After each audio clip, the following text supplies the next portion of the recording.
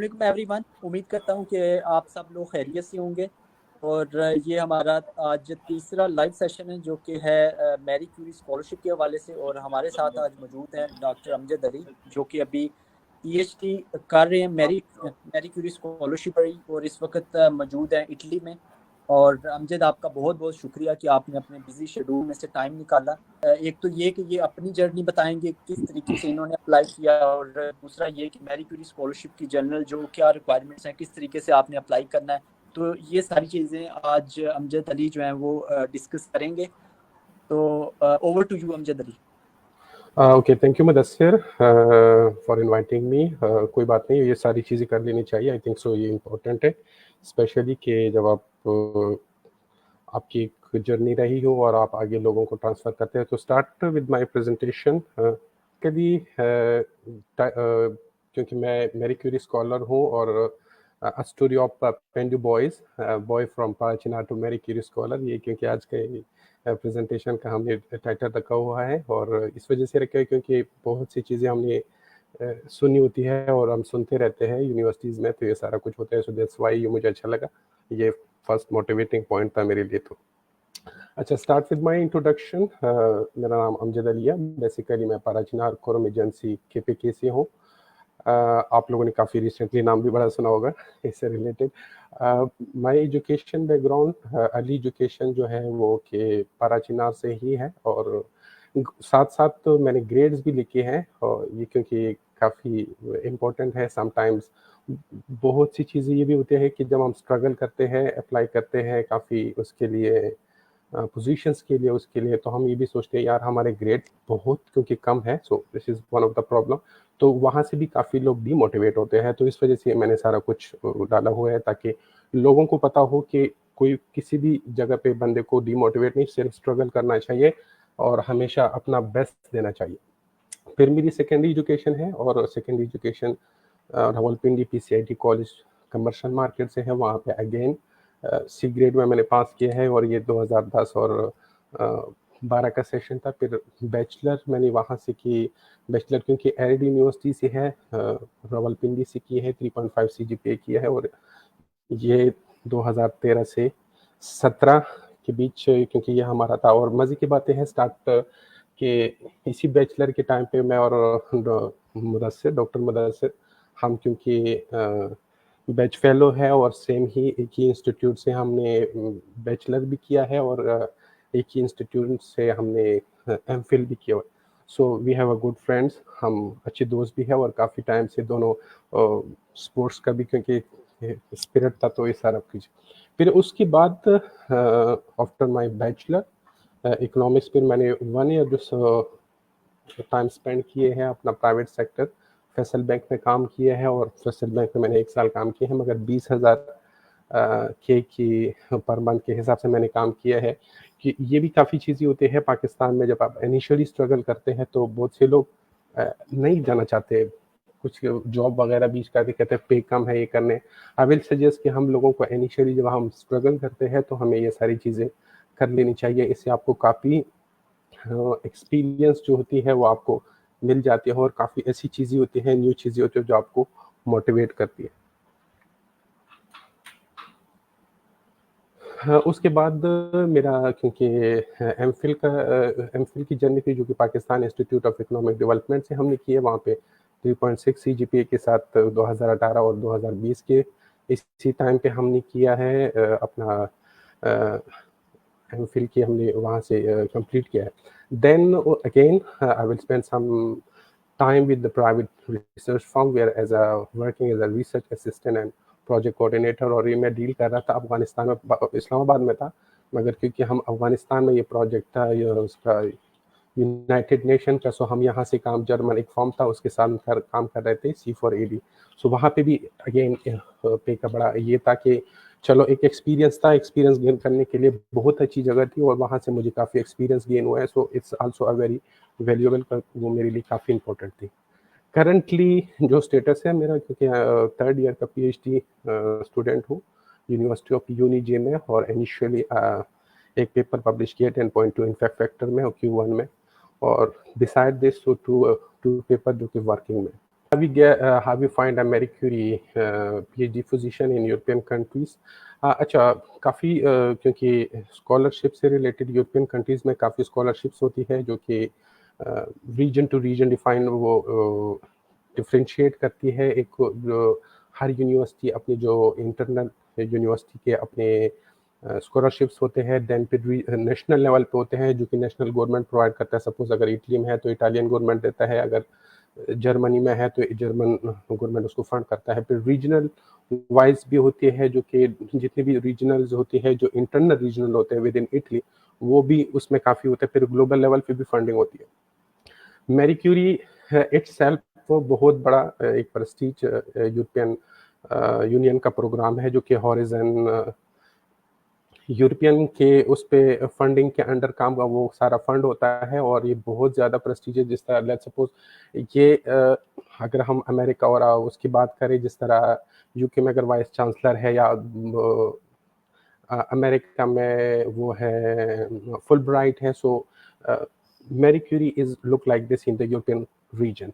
सो ये काफ़ी इम्पोर्टेंट होता है और काफ़ी हाई पेड भी होते हैं। इसके साथ साथ भी काफ़ी और भी चीज़ें होती हैं कि हाँ, अब मैरी क्यूरी में भी बहुत से टाइप्स होती है क्योंकि काफ़ी एक लंबा टॉपिक है कि मैरी क्यूरी में कौन-कौन से चीज़ें होती है। एक चीज़ होती है कि मैरी क्यूरी जो कि नेशनल गवर्नमेंट करती है। नेशनल गवर्नमेंट अगर इटली में है तो इटालियन गवर्नमेंट उसको फंड करती है। उसकी जो जो स्टाइपेंड होता है एज़ कंपेयर टू रीजनल, वो ज़्यादा होता है। अगर हम पूरी ग्लोबल लेवल की बात करते हैं या पूरी यूरोपियन लेवल की बात करते हैं, क्योंकि एक को फंडेड होती है, एक फुली फंडेड होती है जो कि डायरेक्ट यूरोपियन यूनियन से होती है। फंड वहाँ से इश्यू हो जाते हैं।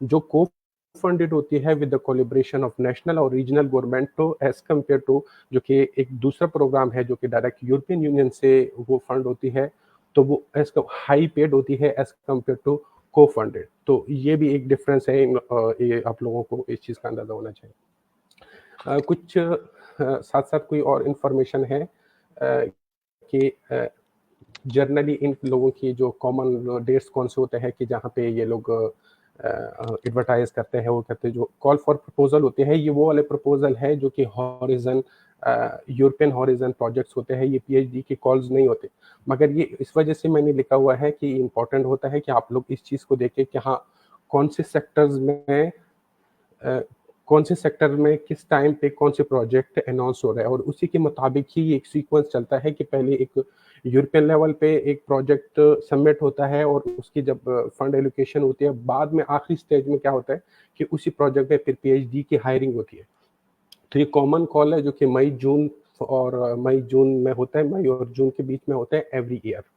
उसके बाद ये इन कॉल की जो डेडलाइंस होते हैं ये November of the same year का होता है और फिर जो पूरी प्रोजेक्ट का जो कि ग्रुप ने वो किया होता है, जो यूनिवर्सिटी भी हो सकती है, डिफरेंट मुल्क, मतलब इटली, फ्रांस, जर्मनी, इनका वो पूरी 4-5 मुल्कों का ग्रुप भी हो सकता है जो कि इस प्रोजेक्ट को सबमिट करते हैं और ये सारा कुछ वहाँ पे यूरोपियन यूनियन को एज अ फंडिंग रिसीव करने के लिए ये सारा करते हैं। फिर प्रोजेक्ट एवेल्युएशन होती है जो कि अप्रैल और मार्च में होती है दूसरी साल में। अगर इनके सभी 24 है तो अगर इस नवंबर में उन लोगों ने एप्लीकेशन पुट किए हैं तो इसकी जो एवेल्युएशन जो नेक्स्ट ईयर होती है।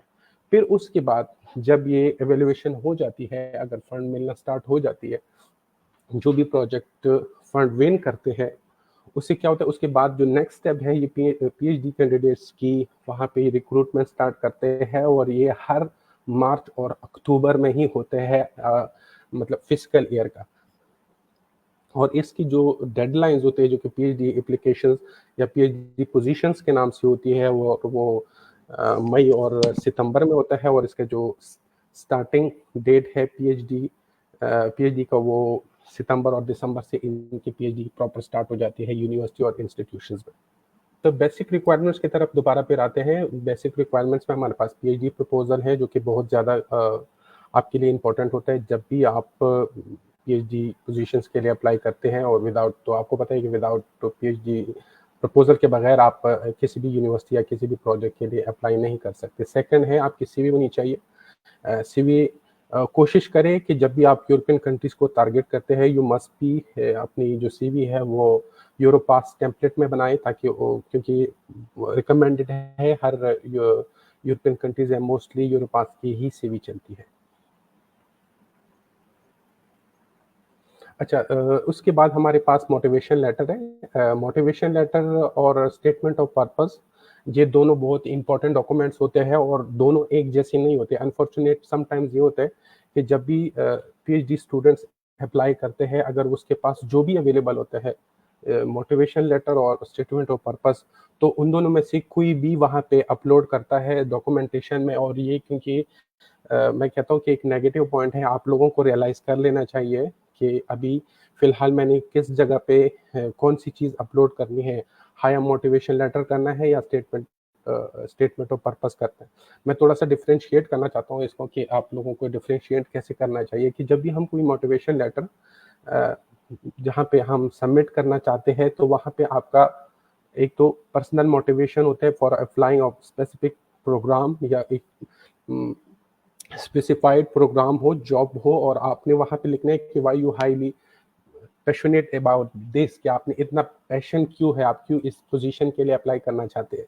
तो ये मोटिवेशन लेटर का एक टोन भी होता है, और आपने एक सीक्वेंस में ये सारी चीज़ें लिख के, एक इमोशनल टच भी होता है आपका, कि एक इमोशनल टोन भी होता है उसमें, कि आपने उनको कन्विंस करना है कि आप, मैं इस, क्योंकि मैं इस रिलेटेड हूँ, मेरी एक जर्नी रही है और इसी जर्नी को मैंने वो करना है, हासिल करने के लिए इस वजह से मैं ये सारी चीज़ें करनी थी। अब हम स्टेटमेंट ऑफ पर्पस क्या होता है कि स्टेटमेंट ऑफ पर्पस में आपने जो आउटलाइंस करने होते हैं अपने एकेडमिक और प्रोफेशनल बैकग्राउंड को, और आपने जो आपके करियर ऑब्जेक्टिव्स है और गोल्स है उनको डिफाइन करना है, और अचीवमेंट जितनी भी है या इंटरेस्ट है, जो मोस्ट इम्पॉर्टेंट थिंग होती है उसमें कि रेलेवेंसी है, कि जिस जॉब और जिस पोजीशन के लिए आप अप्लाई करनी है, उनको ये भी बताना है कि आपने, मतलब इस पोस्ट के लिए आप इतना रेलेवेंट क्यों है। तो ये सारी चीज़ें, और ये कंसाइज होनी चाहिए दोनों सी चीज़ें। मैं तो सजेस्ट करता हूँ कि ये 1.5 पेज और 2 पेज से, ये दोनों, चाहे वो मोटिवेशन लेटर है या स्टेटमेंट ऑफ पर्पस है, ये 2 पेजेस से ज़्यादा नहीं होना चाहिए, क्योंकि उसके पास ज़्यादा टाइम नहीं होता कि आपकी ये सारी चीज़ें पढ़े। मोस्टली रिकमेंडेड है कि 1 पेज होना चाहिए, 1 पेजर होना चाहिए, आपने उसमें ये सारी चीज़ें आपने बतानी। एक और चीज़ होती है, वो वहाँ पे मैंने मेंशन नहीं किया, उसको हम कवर लेटर कहते हैं।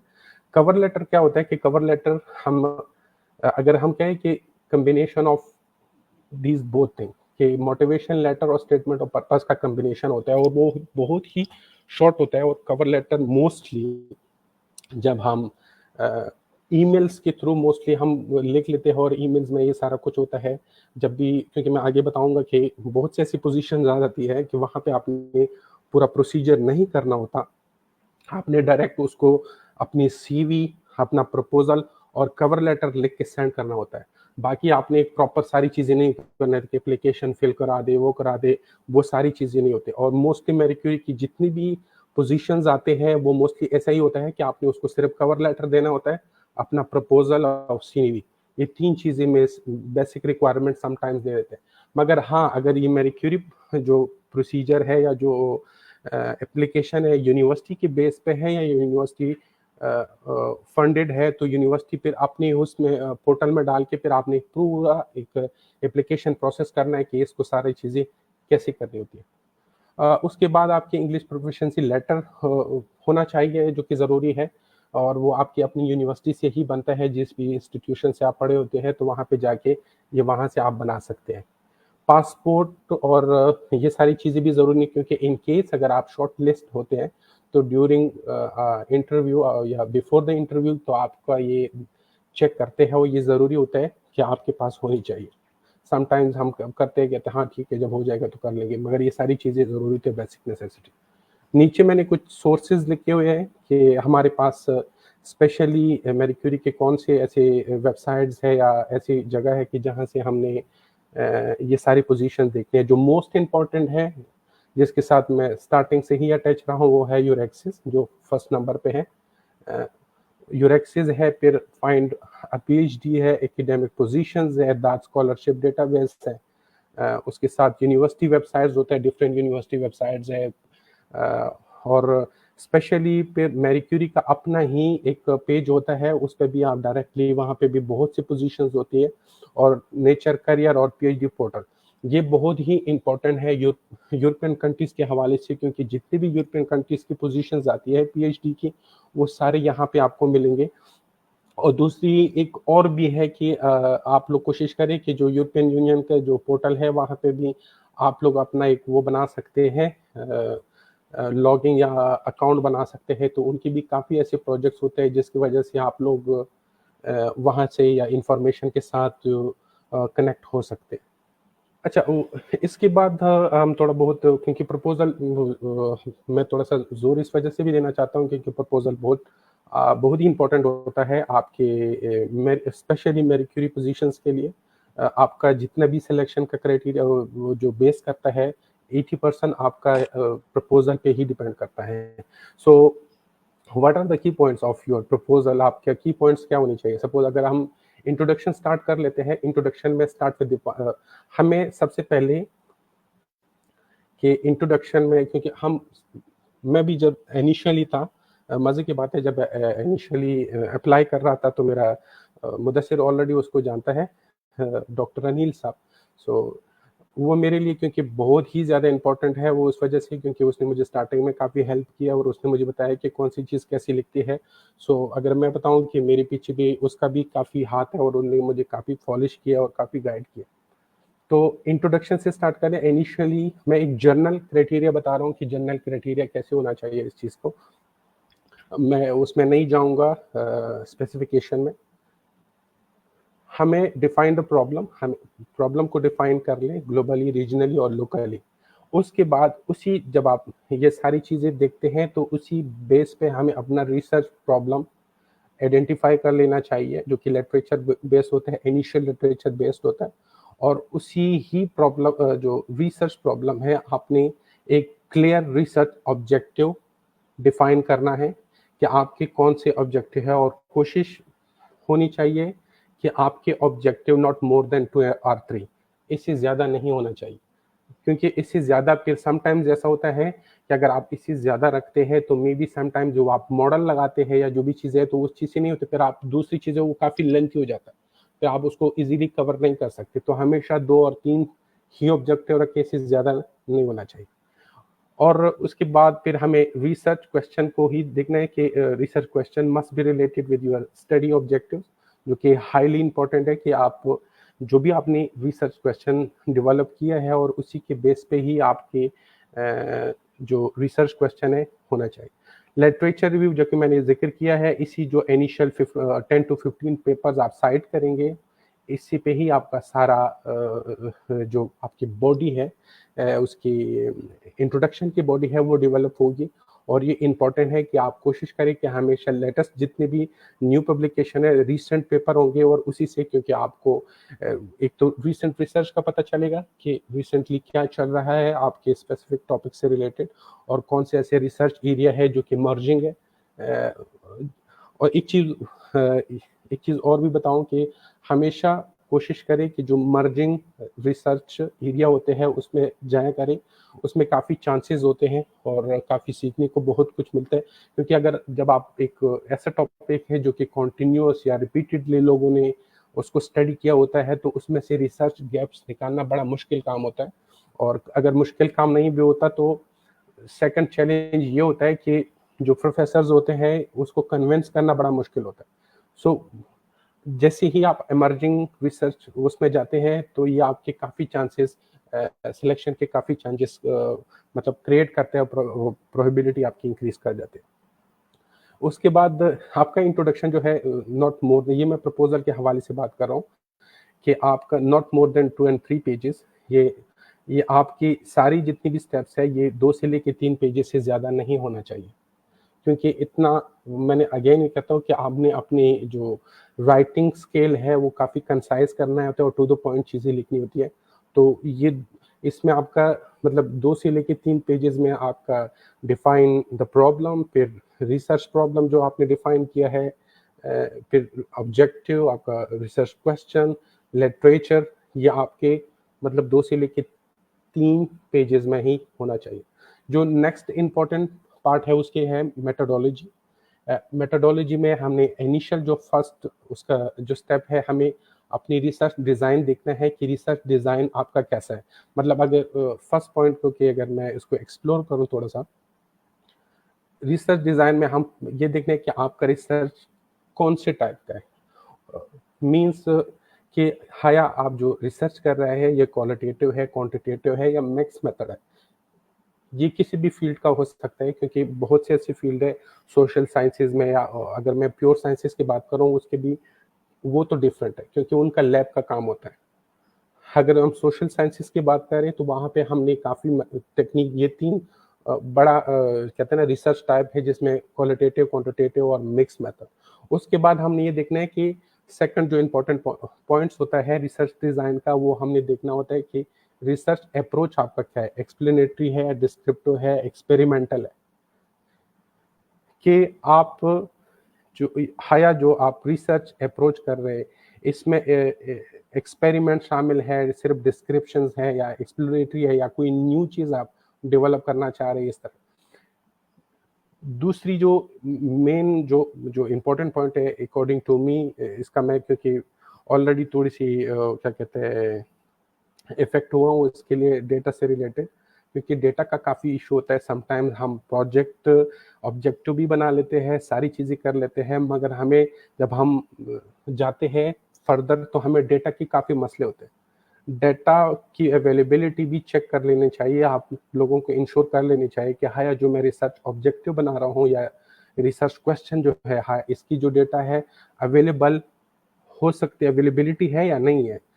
अगर नहीं है, मतलब डेटा अवेलेबल नहीं है, तो आपने उसकी अवेलेबिलिटी कैसे करनी है, कैसे इंश्योर करवानी है। ये बहुत ज़्यादा इंपॉर्टेंट है कि आप लोगों, सपोज डेटा कलेक्शन में हमने देखना है कि डेटा सोर्सेज कौन से, अगर आप जिस टाइप का आपको डेटा चाहिए, जो आपके रिसर्च क्वेश्चन है, आपके कौन सा डेटा है, आपने सेकेंडरी डेटा लेना है, प्राइमरी डेटा लेना है, या एक्सपेरिमेंटल, क्योंकि लैब डेटा है जो कि लैब एक्सपेरिमेंट करते हैं, अगर हम मेडिकल साइंसेज की बात करें, उसकी बात करें तो इनको सारी चीज़ें। उसके बाद सैम्पलिंग है, सैम्पलिंग में भी देखना है, ये सारी चीज़ें आपने डिफाइन करके लिख देना, मतलब उनको बता देना है मेथोडोलॉजी में कि हाँ, एक वे फॉरवर्ड दे देना है कि अगर मैंने सैम्पलिंग या डेटा है, डेटा की क्या सैम्पलिंग हो सकती है, क्योंकि यहाँ पे मैंने जिक्र किया है सोशल साइंसेज की रैंडम है, स्ट्रेटिफाइड है, और इसी तरह ये मेडिकल साइंसेज में भी इसी तरह होता है कि जो पेशेंट्स होते हैं, हाँ, या वो रैंडम है या स्ट्रेटिफाइड है, ये सारी चीज़ें। उसके बाद आपने इंस्ट्रूमेंट्स है, डेटा कलेक्शन के इंस्ट्रूमेंट्स होते हैं कि आपने क्वेश्चनियर करनी है, इंटरव्यूज करने हैं, या अदर सर्वे है, या उससे रिलेटेड जो कॉस्ट है, हाया, ये आपको अंदाज़ा होना चाहिए। अभी मैं बाद में मैं खैर मैं बता दूंगा कि अभी अगर मैं अपनी रिसर्च से रिलेटेड बात करूं तो डेटा से रिलेटेड मैंने 1 साल वेट किया है डेटा का, और हमने डेटा को रिसीव करने के लिए काफ़ी मुश्किलात थी इटली में, स्पेशली जब आप प्राइमरी डेटा एनालिसिस पे काम करते हैं, क्योंकि आप खुद इकट्ठा कर नहीं सकते, आपने एक एजेंसी वगैरह हायर करनी होती है, उसका कॉस्ट होता है, एक प्रोसीजर होता है, लीगल प्रोसीजर्स होता है, सो इट्स टेक टाइम, तो काफ़ी टाइम लेता है, और ये सारी चीज़ें आपके दिमाग में होनी चाहिए। अगर आप इन केस प्राइमरी डेटा भी जाते हैं, उस पर जाते हैं, तो ये सारी चीज़ें आपको अंदाज़ा होना चाहिए। उसके बाद आते हैं हम इकोनोमेट्रिक्स मॉडल पे। मैं सोशल साइंसेज से रिलेटेड बात करूंगा कि इकोनोमेट्रिक्स मॉडल की कौन सी ऐसी टेक्निक है, मॉडल है, जिसके थ्रू आप अपने रिजल्ट्स या डेटा को रन करेंगे, जो आपको आपको आउटपुट प्रोवाइड कर दे, जो आपने डेटा लिया हुआ है, जो आपका रिसर्च है उसका, क्योंकि एट द एंड हमने क्या देखना होता है कि उसका आउटपुट देखना है कि इसका क्या आउटपुट है, हाँ, या जो मैंने डेटा है कि सिग्निफिकेंट है या नहीं है, इसके क्या रियल इम्प्लीकेशन है या नहीं है। उसके बाद हमने ये भी देखना है कि जो मॉडल हम अपने रिजल्ट्स के लिए यूज करेंगे, डेटा को रन करने के लिए यूज करेंगे, उसको जस्टिफाई भी करना है। जस्टिफाई इन द सेंस कि हमने कैसे करना है कि उसकी रेशनैलिटी देखनी है कि वो कितनी हाया रेशनैलिटी मींस के ये मॉडल कितना वर्केबल है, हाया ये कोई सोसाइटी या दूसरी उसकी कोई और इम्पैक्ट तो नहीं है, अगर है तो कैसे है। उसमें एक और जस्टिफिकेशन में एक और भी चीज़ होती है कि नोवेलिटी भी दिखानी है कि आपका काम कितना नया है, कितना एडवांस है, आप ये काम क्यों करना चाहते हैं, क्योंकि अगर मैं अगर एक एग्जांपल दूं कि हाँ, मैं एक इकोनॉमिक्स का बंदा हूं और मैंने इस पे काम करना है, क्योंकि इकोनॉमिक्स इस टॉपिक पे काफ़ी क्लाइमेट चेंज पे हज़ारों लाखों लोगों एट अ टाइम काम करते हैं। आपने खुद को जस्टिफाई करना है, आर्गुमेंट से जस्टिफाई करना है कि मेरे काम में ऐसा क्या नया है जो कि दूसरे के काम में नहीं है। जितना ज़्यादा नोवेल्टी होगी, उतना ज़्यादा आपकी जो सिलेक्शन के चांसेस होते हैं वो इंक्रीज़ होते हैं।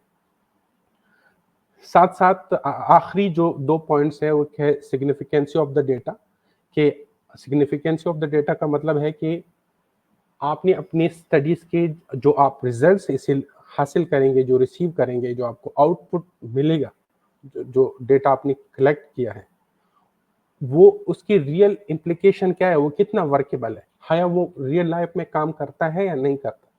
सिर्फ मॉडल रन नहीं करना।